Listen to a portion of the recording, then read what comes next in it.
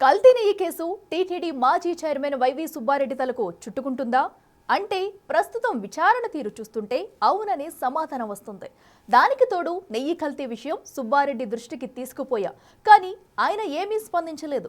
దీంతో యథావిధిగా కొనసాగించా అంటూ మాజీ ప్రొక్యూర్మెంట్ జీఎం సుబ్రహ్మణ్యం సిట్ విచారణలో చెబుతున్నట్లు సమాచారం. దీంతో అప్పటి పాలక మండలి అధ్యక్షుడు వల్లనే నెయ్యి కల్తీ జరిగిందనే విషయం స్పష్టంగా అర్థమవుతుందని ప్రచారం జోరందుకుంది. మొత్తం మీద కల్తీ నెయ్యి వ్యవహారంలో మాజీ పాలక మండలి కూడా ఇరుక్కుపోతుందనే టాక్ నడుస్తుందట.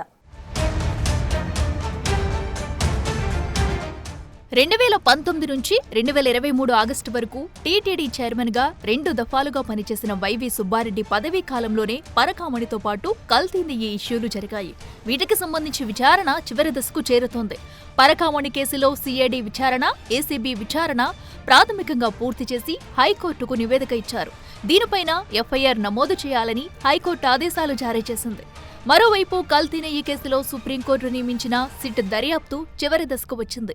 ఓ ఛార్జ్ షీట్ కూడా సిట్ నెల్లూరు ఏసీబీ కోర్టులో దాఖలు చేసింది. అయితే నెల రోజుల క్రితం దర్యాప్తులో డైరీ ప్రతినిధులు, దళార్ల వైపు దృష్టి సారించిన సిట్ గత నెల రోజులుగా కీలక వ్యక్తులను విచారిస్తుంది. ఈ కేసుకు సంబంధించి రాజకీయంగా జరిగిన మొదటి అరెస్ట్ అంటే వైవి సుబ్బారెడ్డికి వ్యక్తిగత కార్యదర్శిగా ఏపీ ప్రభుత్వ ఆంధ్ర భవన్ ఓఎస్టీగా పనిచేసిన చిన్నప్పంది. చిన్నప్పన్ విచారణ సందర్భంగా టీటీడీ ఉద్యోగులను ఎలా తాను వాడుకుని డైరీ యాజమాన్యాల నెంబర్లు తీసుకుని వారిని బెదిరించడంతో పాటు బ్లాక్ లిస్టులో పెట్టించి వారితో క్యాష్ రూపంతో నగదు తీసుకోవడం లాంటి చర్యలకు సంబంధించి పూర్తి సమాచారం అధికారులకు చెప్పాడంట. ఈ సందర్భంగా నెయ్యి పరీక్ష చేయాలని అనామక ఫిర్యాదు ద్వారా పరీక్ష చేయించడంతో పాటు వచ్చిన రిపోర్టును అడ్డం పెట్టుకుని వారి ద్వారా వసూళ్లకు పాల్పడినట్లు చిన్నప్పన్ అంగీకరించినట్లు సిట్ రిమాండ్ రిపోర్టు ద్వారా తెలుస్తుంది. దాంతోపాటు 75,000 రూపాయల వేతనం వచ్చే వ్యక్తికి ఏకంగా కోట్లాది రూపాయల ఆస్తులు ఉండటం చూసి అతను ఎవరికో బినామీగా వ్యవహరిస్తున్నట్లు సిట్ భావిస్తుందట. అయితే చిన్నప్పన్ అరెస్టు తర్వాత ఎవ్వరూ ఊహించిన పరిణామం చోటు చేసుకుంది. టీటీడీ ఈఈ మాజీ ప్రొక్యూర్మెంట్ జీఎం అయిన సుబ్రహ్మణ్యాన్ని అరెస్టు చేశారు. దీంతో ఈ కేసులో మొట్టమొదటి టీటీడీ ఉద్యోగి అరెస్టు జరిగింది.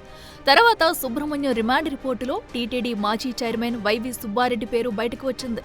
2022 మే 20న తిరుమలలో చైర్మన్ క్యాంపు కార్యాలయంలో కలవగా premier agrifoods, Vaishnavi dairy specialities, Bolobaba organic డైరీలకు సంబంధించిన నెయ్యిని మైసూరులోని సిఎఫ్టిఆర్ఐ ల్యాబ్లో పరీక్షకు పంపమని ఆదేశించాడు. జూన్లో నివేదికలు పంపగా ఆగస్టు 3న నివేదిక వచ్చింది.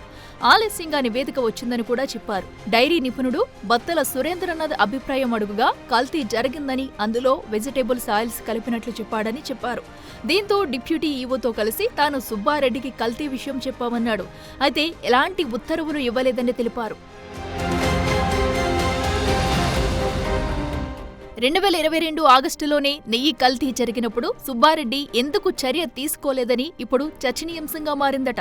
అయితే ఇందులో సుబ్బారెడ్డికి సుదీర్ఘకాలం వ్యక్తిగత కార్యదర్శిగా పనిచేసిన చిన్నప్పన్ పాత్ర ప్రత్యక్షంగా ఉండటం, కల్తీ విషయం తెలిసినా చర్య తీసుకోకపోవడం అనేది ఇప్పుడు సుబ్బారెడ్డి తలకు చుట్టుకుంటున్నట్లు టాక్.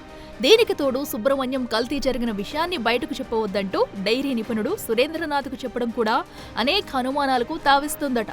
ఇలాంటి సమయంలో కూడా తాము రివర్స్ టెండర్ ద్వారా టీటీడీ ఆదాయాన్ని పరీక్షించే విధంగా చర్యలు తీసుకున్నామని సుబ్బారెడ్డి చెబుతుండడం విశేషం. కల్తీ నెయ్యి కేసు విచారణ తర్వాత ఆయన మీడియాతో మాట్లాడుతూ ఇదే విషయాలను వల్లెవేస్తున్నారు. కల్తీ నెయ్యి కేసులో హవాలా కూడా జరిగిందని సిట్ చెబుతుంది. అయితే ఇది ఎవరి ద్వారా జరిగిందనే విషయాలను బయటపెట్టడం లేదు. మొత్తం మీద ప్రస్తుతం 36 మంది నిందితులను కేసులో చేర్చారు. ఇక తర్వాత వంతు పాలక మండల లేక మరెవ్వరు అన్నది ఇప్పుడు తేలాల్సి ఉంది. మొత్తం మీద ప్రస్తుతానికి సుబ్బారెడ్డి పేరు మాత్రమే వినిపిస్తుండగా ప్రొక్యూర్మెంట్ కమిటీలో సభ్యులు పాత్ర కూడా తెరమీదకు వచ్చే అవకాశం ఉందని అంటున్నారు. చూడాలి ఇందులోంచి సుబ్బారెడ్డి ఎలా బయటపడతారో.